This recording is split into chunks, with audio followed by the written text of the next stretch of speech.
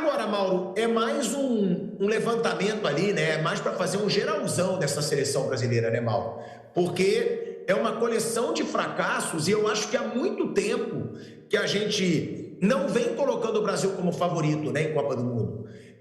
Nos últimos anos a gente sempre fala, ó, dificilmente o Brasil vai ser campeão. E agora de novo, porque se a gente vê a Espanha jogando, né? A gente vê Portugal jogando, a gente vê França jogando. Eu não tenho confiança nenhuma. Pode ser campeão? Pode, claro. Copa do Mundo é aquilo que a gente fala, é mata-mata, é quem está melhor no momento.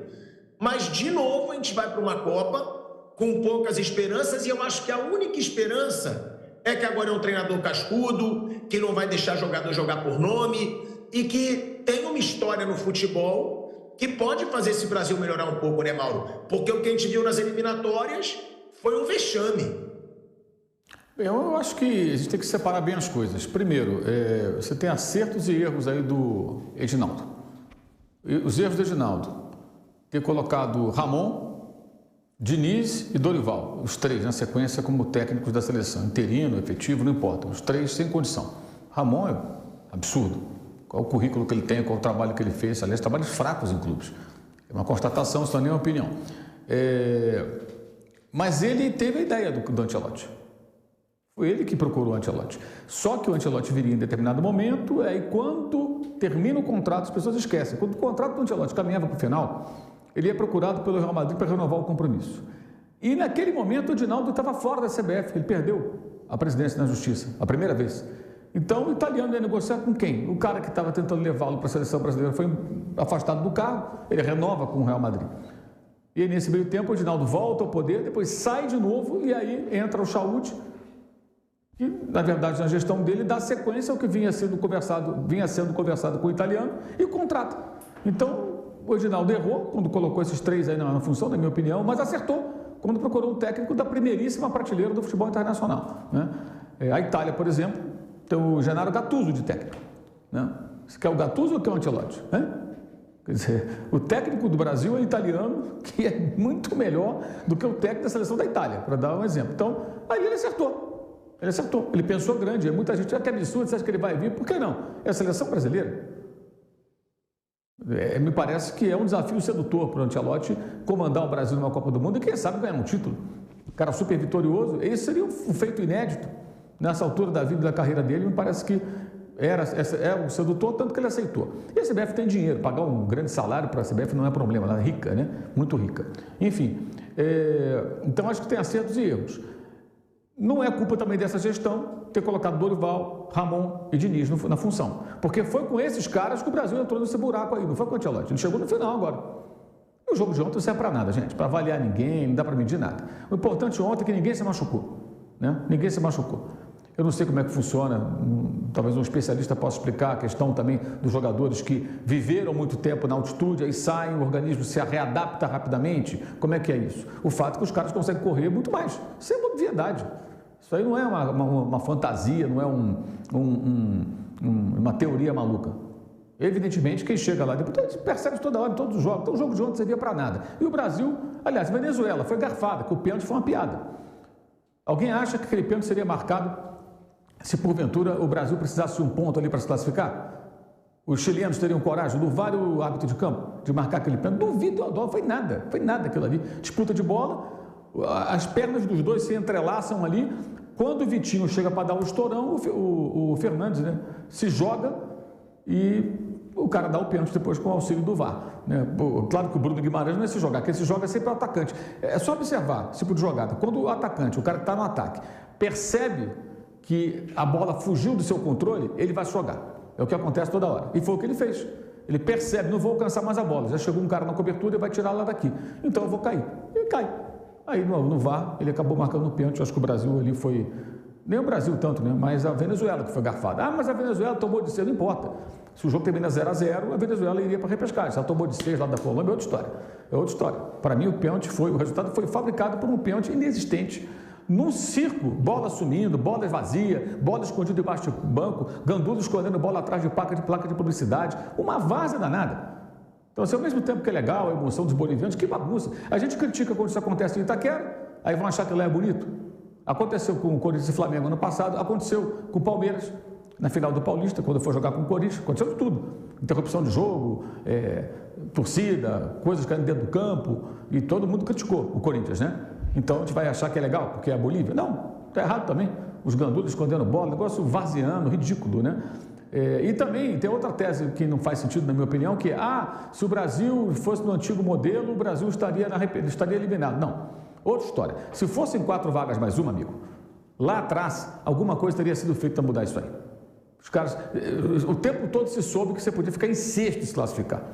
Então é diferente você saber que são 4 vagas e uma na repescagem. E outra coisa, se fosse o modelo antigo, a Bolívia estaria eliminada, não estaria jogando a vida dela. Seria uma galinha morta, como foi nas eliminatórias passadas. O último jogo, como sempre acontece, Bolívia e Brasil, e o Brasil fez 4-0. O Brasil já estava classificado em primeiro, disparado, com o Tite, e a Bolívia estava fora da Copa do Mundo matematicamente sem chance. Aí já chegou desmotivado e tudo, foi um jogo fácil para a seleção brasileira. Então seria outro cenário, não dá para comparar só a matemática, tem que analisar todo o contexto. Eu entendo que, passada toda essa fase de pataquadas com técnicos que não deveriam ter ido para a seleção brasileira, que eu acho que é muito para eles, eu acho que isso ficou provado. O Diniz, um péssimo trabalho. O Dorival, o que simboliza a passagem dele é ele com o dedinho levantado, querendo entrar na rodinha. Aquele já mostra que não pode ser o técnico da seleção brasileira. Não dá. Pode ser bom no Corinthians, no São Paulo, no Flamengo, no Ceará, no sei lá onde, mas realmente na seleção não deu. Né? Não era para ele, era muita areia para o caminhão. Então, agora não, tem um técnico que é maior que todos os jogadores, um cara pesado, um cara que tem no currículo, convive com grandes jogadores, grandes times, campeão várias vezes, e que vai tentar até lá agora montar uma equipe. Agora já conhece a maioria dos jogadores selecionáveis, trabalhou, conviveu, ele mesmo disse que o mais importante do que esse jogo foi a convivência com os atletas. Treinar, conversar, bater um papo, ver como é que o cara pensa, como age, o que executa em campo, nos treinamentos, a boa vontade para fazer determinadas funções ou não, a capacidade de executar alguma missão em campo ou não. Tudo isso ele começou a entender a partir desses últimos jogos. E agora já fica já está vendo jogos aqui no Brasil, entendendo melhor também a nossa realidade, a imprensa brasileira, a torcida brasileira. Ele está conhecendo tudo isso agora. Então ele vai ter agora mais datas FIFA, né? Infelizmente tem essas malditas datas FIFA, então para ele é bom, pode ser ótimo, vai jogar lá na Coreia, Japão, depois com africanos e vai com isso ajustando o time. Eu acho que agora vai entrar no processo de filtragem. De todos os convocados, ele vai começar a selecionar aqueles que ele realmente conta e vai ficar observando para eventuais mudanças nessa lista que ele vai começar a montar na cabeça dele até a Copa do Mundo. Na Copa do Mundo é outra história. Aí é um torneio eliminatório, depois da primeira fase, aí você tem mata-mata, acontece qualquer coisa. O Brasil tem bons jogadores, pode montar um time favorito, eu acho que não vai ser favorito. Mas não importa ser favorito ou não, interessa é chegar na hora e ser competitivo. Eu acho que o Brasil vai ter um time competitivo sim, na Copa do Mundo. Acho que tem bons jogadores e acho que ele vai montar um time competitivo. É só lembrar que na Copa passada a Argentina perde para a Arábia Saudita na estreia. Na segunda rodada, se ela fosse derrotada, ela estava eliminada. E foi campeão do mundo. Então, sabe, a Itália de 82, que é a história super famosa dos empates na fase de grupos, depois ganha todos os adversários e vai bater na Argentina, Brasil, vai debatendo todo mundo e é campeão do mundo. A Copa do Mundo tem disso. E os times muitas vezes se ajustam no Mundial, durante a Copa. Então, acho que agora o Brasil tem uma perspectiva interessante de ter um time competitivo com um grande treinador e tem a chance de dar certo. E se não for campeão, acho que na pior das hipóteses, eu acredito que o Brasil termine a Copa com uma base de um time jovem e mais bem montado, que possa até significar uma sequência de trabalho com ele ou com outro técnico bom que eventualmente viesse para o lugar do Ancelotti se ele não continuar depois da Copa do Mundo. Aí é muito difícil prever o que vai acontecer até lá. Né? Eu concordo com o Mauro desse aspecto da seleção ser competitiva, né? Eu vou até perguntar para o Flávio, porque eu não considero nem só o Ancelotti, mas eu considero o Ancelotti com coragem de botar a molecada para jogar. Porque o Ancelotti vai ter essa coragem de renovar a seleção brasileira. Porque hoje precisa da renovação. Eu sei que tem todo o aspecto de, são jogadores muito importantes. O Neymar, fisicamente bem, ele tem que estar. Tá bom, mas mesmo fisicamente bem, hoje ele está atrás do Estevão. Hoje ele está atrás do João Pedro. Hoje ele está atrás do Rafinha. Ele tá atrás do Martinelli, se for para entrar para algum lampejo em algum jogo, tudo bem. Agora, precisava de alguém para colocar esses caras para jogar. Estava tudo muito viciado, Flávio. Eram sempre os mesmos. Ah, não, vai ter que ter centroavante. Ah, vamos convocar o Pedro. Coloca o Pedro aí. Ah, não, não vai ter. Ah, coloca o Rodrigo. O Rodrigo é pior que qualquer um desses moleques, gente. Ele pode ser mais técnico, mas o Rodrigo cansou de jogar na seleção brasileira e nunca foi decisivo. Foi decisivo em alguns jogos pequenos. O Rodrigo. E hoje a gente tem pedido passagem a essa molecada. Hoje a gente tem João Pedro, hoje a gente tem o Estevão. Quantas vezes a gente falou que o Estevão é o único potencial craque que a gente tem no futebol brasileiro? Tem que botar esse moleque para jogar. Tem que dar confiança para ele vestir a camisa da seleção brasileira. E aí ainda vou citar aqui o Luiz Henrique, que cresce na seleção, não dá para ter como parâmetro o jogo na altitude. Mas, Flávio, ontem mesmo a gente listou aqui 12 nomes de bons atacantes para a seleção brasileira.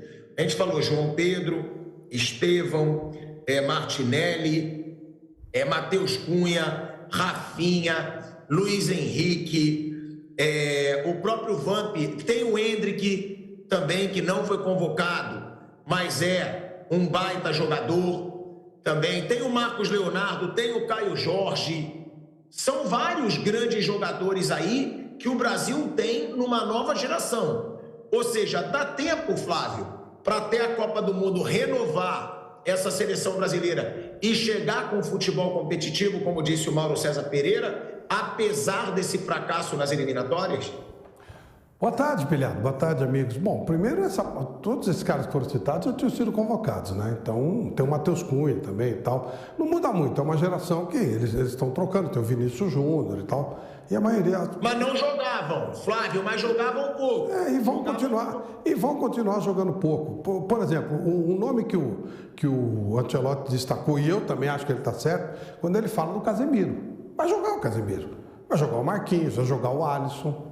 Essa é a espinha dorsal. É claro, vai jogar o Vinícius. Esses caras são a espinha dorsal. O Alisson, o Marquinhos, o Casemiro, o Vinícius Júnior. Isso. Na cabeça dele. O Paquetá vai jogar, se voltar, né, jogar tudo que pode. É aquilo que já estava aí.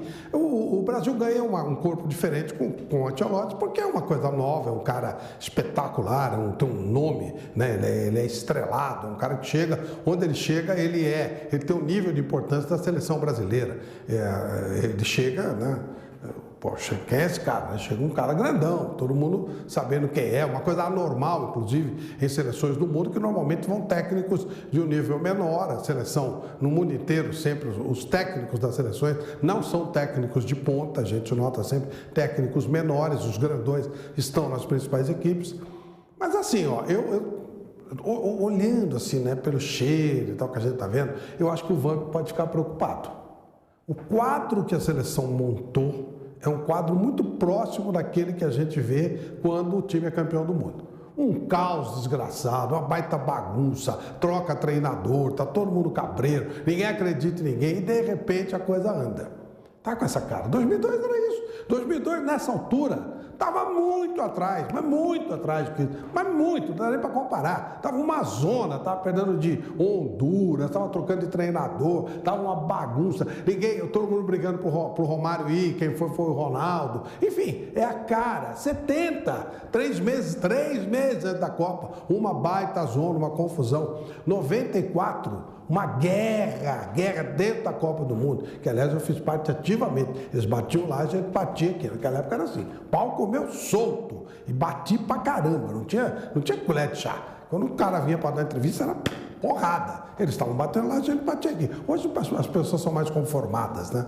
Mas a gente batia. Então, caos, clima de caos, clima totalmente caótico. 2002, 94...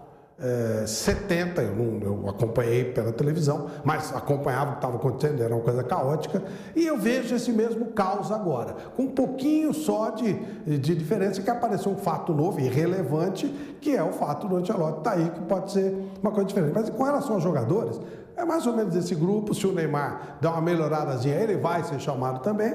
E aí vamos ver o que vai acontecer. Vai depender muito como é que as coisas forem andando na Copa do Mundo. O problema do Brasil é quando ele chega como favorito, como grandão, agora vai, tipo 2010, essas duas últimas Copas, quando ele saiu daqui, deitou nas eliminatórias, aí é problemático. Agora essa eu acho que você tem que ficar preocupado, viu, mano? Porque tá essa zona toda, é a cara do Brasil. O Brasil trabalha no caos. O Brasil, ele parece pérola, né? Ele tem que precisar da lama para ganhar. Quando ele está na lama, ele vira pérola. Não estou dizendo que vai ser assim, porque, por exemplo, se a Espanha jogar o que está jogando daqui a um ano, esquece.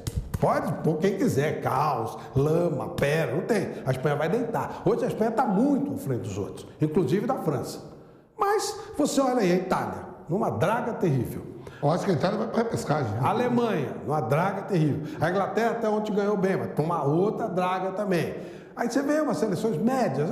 Se o Brasil jogar com Portugal, não é pior que Portugal, vai ser taco a taco. Pode ganhar, pode perder, mas taco a taco. Aí você vê quem está subindo: Noruega, Marrocos, será que... Argentina, sem o Messi, com aquela potência, será que dá? Eu não sei, eu não consigo ver assim uma situação tão impossível assim. Não é favorito, o que ajuda bastante, também acho que ajuda bastante. E se for possível criar umas crises até a Copa, melhor ainda. Chegar de base de porrada mesmo, que aí é que a coisa funciona. Para mim, tanto faz a seleção brasileira ganhar ou perder. Eu não sou torcedor da seleção, não sou Pacheco, não estou nem aí. Para mim, realmente não faz a menor diferença. Eu falo sempre, eu fiz 2 finais de Copa do Mundo com a seleção brasileira, né? Então eu estava no estádio. Em 94 ganhou e eu saí puto. Em 98 perdeu e eu saí morrendo da risada. Porque eu estava cuidando do meu trabalho. E em 94 era impossível trabalhar naquela porcaria daquele estádio de Pasadena. E em 98 era um céu. O estádio de France, aquela coisa toda maravilhosa. E o nosso trabalho foi muito melhor em 98 do que em 94. O meu problema é o meu trabalho. A seleção é problema dela, ela ganha ou perde, é problema dela. Então, eu não estou nem aí, mas o clima, a maneira como a coisa está andando, é a maneira como o Brasil costuma ganhar. O Brasil ganha no caos, ganha na crise. É claro que 58 a gente não vai lembrar, mas também diz que saiu daqui debaixo de porrada. Debaixo de porrada. Perdeu, uma vergonha. Inclusive o Avelange jogou para o Paulo Machado de Carvalho, porque, como sempre, o Avelange nunca fez nada que presta, né? O Avelange é o único cara que eu conheço que 100% de coisa errada. Eu nunca ouvi falar. Todo mundo fala, pô, pior que o cara seja alguma coisa, ele faz. O Edinaldo. Uma tragédia, mas deixou o Ancelotti, né? Sempre alguma coisa o cara dele. Mas o Avelange não, é 100% de aproveitamento. E aí um dia eu perguntei aqui, né, para o seu Tuta, filho do Paulo Machado de Carvalho, pô, seu Tuta, pelo menos ele colocou o seu pai lá, né? E a coisa andou. Não, ele jogou numa gelada. Porque a seleção não tinha chance nenhuma na cabeça dele, ele não entendia nada de futebol, falou, vou colocar o cara lá para se ferrar, para quebrar a cara, que era, digamos, o opositor maior, né? Fizeram um acordo, mas eles não se bicavam muito. Fizeram um acordo para a Copa do Mundo. E aí ele se ferrou porque o Brasil ganhou. Mas era debaixo de caos também, uma loucura. O Brasil sai debaixo de porrada e tal. Então, tá com uma carinha boa para o maneiro modelo que o Brasil usa para ganhar, viu, Pilato?